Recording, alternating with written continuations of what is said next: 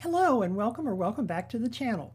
My name is Judy and I love travel, history, and learning how people and places change over time. Today we're going to explore Sète, a coastal town in the south of France, known since Roman times as Sète. The name apparently reflects its historical significance as a port and a gateway to the Mediterranean, and it remains those things to this day. When I first visited here as a half-broke college student half a century ago, it was just a rundown fishing port with little to recommend it except a lovely beach, some very inexpensive hotels, cheap rosé wine served over ice, and seafood most likely contaminated with effluents from the local oil refinery. Times and places change, and sometimes drastically for the better. That is what happened here during my lifetime, and this isn't the first time this small French town has done a 180. Come visit this lovely resort town with me, the armchair traveler, as your guide.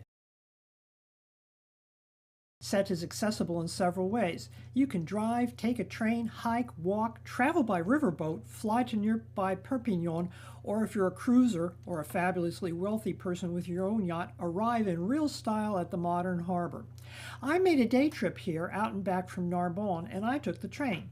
Sète is a little less than an hour and around 16 American dollars from Narbonne by that method. The ride, particularly the last section along the shore of Étang du Tau, an enormous saltwater lagoon, is quite fetching and gives you some idea of how the area got its nickname, the Venice of Languedoc. It also inspired French singer and composer Charles Trenet to compose his most famous song, La Mer. You can read more about him in my travel blog. The link is in the description box below. Today, that same saltwater lagoon is a hotspot for marine biodiversity, with flourishing oyster and mussel farms. It's very likely that Étang du Tau oysters will see an economic boost due to the recent norovirus contamination of Normandy oysters. The lagoon already played a pretty important role in France's shellfish industry, producing around 13,000 tons of oysters annually. With Normandy's oyster farms being questioned and possibly sidelined, the lagoon could step up to fill the gap for lovers of those briny bivalves like me, meeting both domestic and international demand, assuming they can maintain high safety standards and scale up operations effectively. I read that when a door gets slammed in a person, a city, or an economy's face, another one opens up. Nowhere did I ever read that it had to be the same place. All that considered, the local people must be heartily congratulating themselves for cleaning up the lagoon. As recently as 1980, it was far less welcome.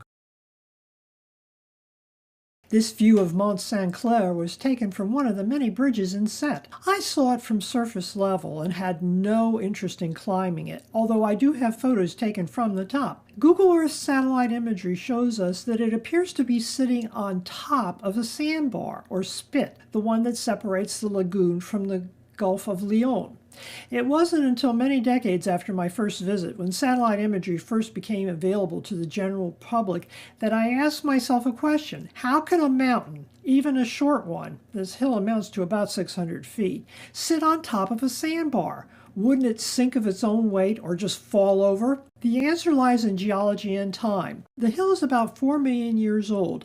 It was pushed up by tectonic activity. The sandbar, however, is much newer, at least in geological terms. We don't have a date for it, except to say that it developed in the Holocene period, which extends from around 9500 BCE, the end of the last ice age, and runs on till today. Somehow that seems fitting. Sandbars, even the ones stable enough to build roads on, like this one, have a habit of shifting. Getting past the geology, the hill does provide a lovely view of the area. When you approach Sète from the beach or walk down from the city center, your walk ends at a lovely promenade that they call La Corniche. The promenade stands about 10 meters above sea level and offers a beautiful blend of rocky shores and small coves, complete with a cycle path and numerous stunning sea views. For those ambitious enough to want to swim, there are steps, quite a few as I recall, leading down to the beach. The good news is that once you get down there, the beaches are primarily sandy, not rocky. The not so good news is that the water can be quite cold. I walked out to those beaches when I was still greener than paint, shucked off my shoes and skirt, and dove in. I grew up swimming in freshwater ponds and lakes, and I knew how to swim. Intellectually, I expected the water to be pretty cold. This was in very early June 1970, and I knew, but only from a book, that the Mediterranean was salty. Imagine my shock as I climbed out as fast as I could, spluttering from the salt water and shaking with the cold. I remember emitting quite a yelp. I watched these two young ladies do the same thing. I'm pretty sure they yelled even more loudly than I did. The Greeks are credited with the town's establishment as a colony and a trading port back in the days when they owned the Mediterranean Sea. They may also have brought in rootstock and the notion for wine grapes. We'll circle back to the question of wine at the end of our visit. The area got its first boost as the terminus of the Canal du Midi in the 17th century. As you can see on this Google Earth image, the Canal du Midi ends at the south edge of the lagoon at a town called Mont Saint-Clair. I've marked the area with an aqua push pin. Unfortunately, there was no easy way to cut through from Mont Saint-Clair to the Mediterranean Sea. Sète is a good 15 miles from that terminus. Building a canal to Sète was going to be a very expensive proposition, even if you started with a river, and there was no river. What better way to save some money than to repurpose the large lagoon as part of the canal? To connect to the Mediterranean, you navigate about 15 miles through the lagoon and then follow the Canal Royale, marked with a red push pin, which traverses Sète and lets you out at the seaport. Lighthouses are almost as old as sea travels. The Saint Louis lighthouse shown here welcomes fishing boats and pleasure craft and even liners and marks one of the port entrances. There's no record of a lighthouse in Sète during the Roman occupation. This one was built much later, around 1680, as part of the infrastructure built to go along with the Canal du Midi. Over the centuries, the lighthouse underwent various renovations to keep it operational and to adapt it to modern technology. The lighthouse was destroyed by the Germans in 1944 during World War II and was later rebuilt in 1948. I'm told that except for installing electric lighting, it looks about the same as it did when it first went up. Of course, between modern GPS and navigational systems, it's probably no longer strictly necessary. It is pretty, however, and when a ship makes port, almost all of the people on the ship will go out and look at the lighthouse. Sète has a strong fishing heritage and is one of the most important fishing ports in this part of France. Commercial fishing is where the money probably is, but there's still quite a few small, perhaps single-masted, and highly photographic shipping boats like this one, ready to feed your camera's hungry maw. Not all of them are usable, however, as you can see from the mostly sunk and partly disassembled carcass in my photo. There are ferries and plenty of commercial fishing vessels, as well as cargo ships like these.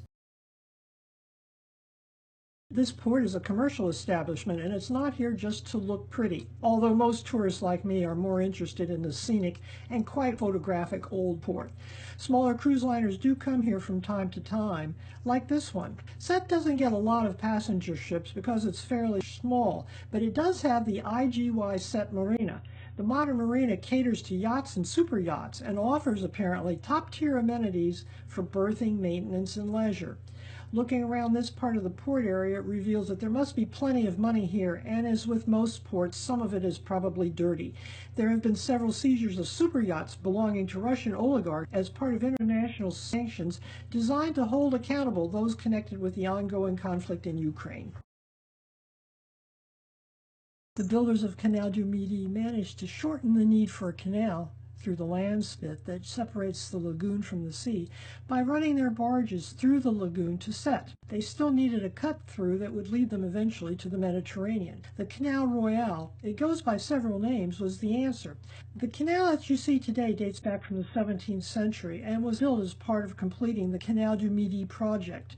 It leads boats through and was part of that project. As is so often the case, the canal has gone through its ups and downs, but it's a glamour spot today. Parts of it are lined with extremely expensive homes like this one, a 2-bedroom, 2-bath apartment facing the canal. When I checked it, the US dollar was very strong against the euro, almost on par. Whether you're talking about dollars or euros, that's a lot of money. The canal has more than just buildings, apartments, and anchorages on offer. The area is generally filled with tourists, restaurants, and bars, just as it was when I first visited in 1970. Now that you know that it leads in the general direction of the Mediterranean via the Gulf of Lion in one direction and the lagoon on the other, fish, and particularly shellfish, are on the menus. The only difference I really noticed between my two visits in this area was that the prices in the restaurants were much more expensive. Any city with a river or canal needs and has bridges, and Sète has plenty of them. This is just one of several crossing the canals, a single-span drawbridge, and rather unattractive, although I'm sure it's quite practical. The Pont de la Civette is much prettier and only dates from 1965. Although there has been a bridge on this site since at least the 1860s. The tiny figure you see here with a shield is called a jongleur or jouster. Looking around Sète, it's pretty obvious there's no medieval castle or the remains of jousting lists, the large areas where those combats took place in the Middle Ages and even today. In this case, jousters don't fight riding horses. They fight riding on boats. The sport is actually called water jousting. This might strike you as something ginned up mostly to attract tourists, and I'm sure it does that, but the sport is far older than cameras. The French took it up in the Middle Ages. Back then, water jousting tournaments were staged for royals at local festivals. The sport is taken fairly seriously today and is played out on rivers and canals all over the country. The jousters fight as they balance themselves on long, narrow wooden boats powered by 8 to 10 rowers and a helmsman to direct operations.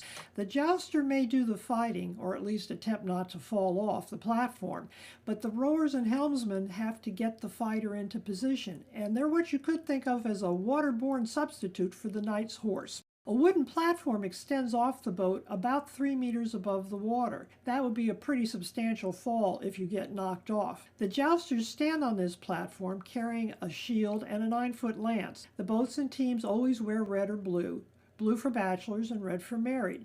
At the stern of each boat, there's an oboist or a drummer who plays medieval tunes that help the oarsmen try to stay synchronized. The jousts are in fun, and all concerned are sensible enough to wait for good weather, which here in Sète occurs in late August, around the time of the festival of Saint Louis. Incidentally, bowing to the times, women are now allowed to joust.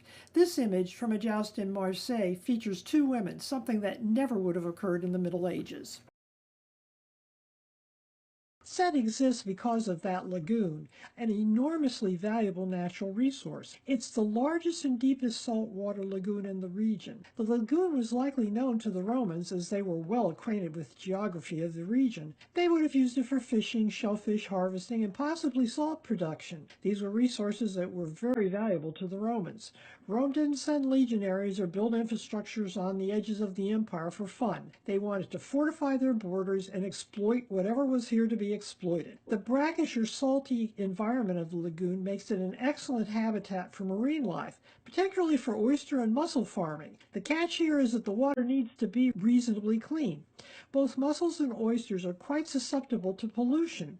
Being filter feeders, they absorb large amounts of water and along with it various contaminants like microplastics, heavy metals, and other pollutants, including viruses and bacteria, for example from improperly treated raw sewage. This can not only infect and damage the shellfish, it can infect and damage people.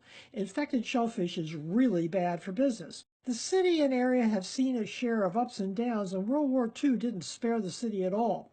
This was part of Vichy, or unoccupied France. The Nazis wanted to secure the area against what they imagined would eventually be a landing by the Allied forces. That landing occurred in 1944 and was called Operation Dragoon. You can read about it in my WordPress blog. The address is in the description box below. What was left behind was a mess, but no worse than anywhere else. The city had significant damage to infrastructure due to the war. Post-war efforts focused mostly on rebuilding the port and revitalizing the economy, particularly the fishing and wine industries. When I arrived in 1970, most of the obvious damage had been repaired, but the economy had yet to fully recover. In those days, the economy was driven primarily by the fishing industry and port activities, and while these sectors experienced steady growth and provided a robust economic foundation for the town, it wasn't necessarily thriving in other sectors or in broader terms. Sète managed to maintain a significant level of economic activity, thanks in part to its strategic coastal position and the productivity of the fishing fleet, but the area needed jobs, more than the fishing industry could provide. Diversification seemed in order, and the first answer was an oil refinery. Construction of the Elf Aquitaine refinery began in 1959 and was completed a couple of years later. As is so often the case, unfortunately, discharge from the refinery, along with other dumping, contaminated the lagoon. It took a while for the local officials to catch on. The French can be quite prickly about admitting to something like this, but the refinery was eventually fingered as a free-ranging contamination machine. The environmental cleanup here was expensive and extensive. Remediation efforts involved addressing significant soil and water contamination caused by the refinery's operations. But they cleaned it up. The lagoon has been restored and is now safe for aquaculture, specifically cultivation of those briny bivalves, oysters and mussels. The area in and around Sète has a long tradition of winemaking. Today, Languedoc is France's largest wine-producing region and churns out roughly one-third of all French wines, including 11% of the world's total rosé production. Wine production hasn't always been smooth sailing, however, and the area went from being known as a premier producer to an area producing something one level above swill quite quickly. A plant pest called phylloxera was unknowingly imported from America. American grapevines were resistant, European varieties were not, and the pest swept through the vineyards of France, decimating the grapevines. The growers responded by trying to graft their plants to resistant American rootstock, but the initial varieties picked were more for their ability to survive than for their ability to produce grapes that made great wines. Quality plummeted. Languedoc production was hobbled for decades by those lower quality grapes. To support the industry, the French government decided to purchase significant quantities of these wines to serve as wine rations for the military. I imagine that the stuff swallowed, but that was about all. The military acquisition of the wine was a big problem in the long run. It was cheap, and that counted quite a bit more than quality. Over time, the growers and producers became accustomed to producing a lower quality wine in bulk. They had no incentive to tear out those grapevines and go for better quality. Despite circumstances arguing against production of good quality wine and considerable economic incentive to produce the other stuff, the basic requirements were still there: the soil, the water, and the weather. All the producers really needed was an incentive to plant better grapes. They were available. By the 1980s, consumer habits began to change. Consumers wanted better quality wine to swallow and were willing to pay more for it. Local private wineries responded by producing better wines. Today, the area is well known for two particular varieties. One is Picpoul de Pinet. Consumption of Picpoul de Pinet began to boom in the early 2000s, in part due to increased demand from the United Kingdom, where it became a summertime favorite. Picpoul is available in the United States from many wine vendors and even some supermarkets like Wegmans. I can confirm that it makes a nice summertime sipping wine served cold, and it doesn't need ice to kill the taste. A second wine, Muscat de Frontignan, is another local favorite. It's a slightly more alcoholic sweet wine. This is generally considered a cheese or dessert wine, although more recently it's gained popularity being served with spicy foods like Thai or Indian cuisine. Unfortunately, in the United States, the term muscatel historically refers to a more affordable, lower quality fortified wine made during Prohibition. I think many Americans probably shy away from this one just because of the name and the unsavory history. But in my opinion, that's like shunning a genius in the current generation because his great-grandfather was a horse thief.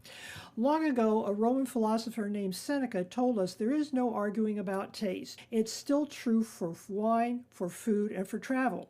If you'd like to know a bit more about one of America's first presidents and French wines, check out my blog post on Thomas Jefferson. The address is in the description box below. Then come back next time for another adventure with me, the Armchair Traveler, as your guide. Thank you for traveling with me today. This year, we'll be making a grand tour of France, not just the famous cities, although we'll hit them too, but some lesser known gems. The basis of all my French posts is my personal on-the-ground visits, extending over a period of more than half a century. I took a lot of pictures, I asked a lot of questions, and I tried to write down the answers. Things change, even in a puny human lifetime, and most French cities are considerably older than I am, so a great deal of research goes into each one of these presentations. Most of that work never makes it into the videos except as an incidental reference or a mention. You might wonder what happens to the rest of it. Well, I write it down, and sometimes, if it seems interesting enough, and I admit that is a matter of taste, I write it up and post it separately. If you want to know more, check the description box below. I'll put in links from time to time for more information. Sometimes this will be information I dug up, other times it'll be links to what I hope are honest, reputable sources. In addition, I have a travel blog, a health and wellness blog, because travel is easier if we're healthy, and can be found on Bluesky and Facebook. The addresses are all to the side of this video. Finally, I have a favor to ask. If you enjoyed my post, please like, subscribe, and share. This will help my channel grow.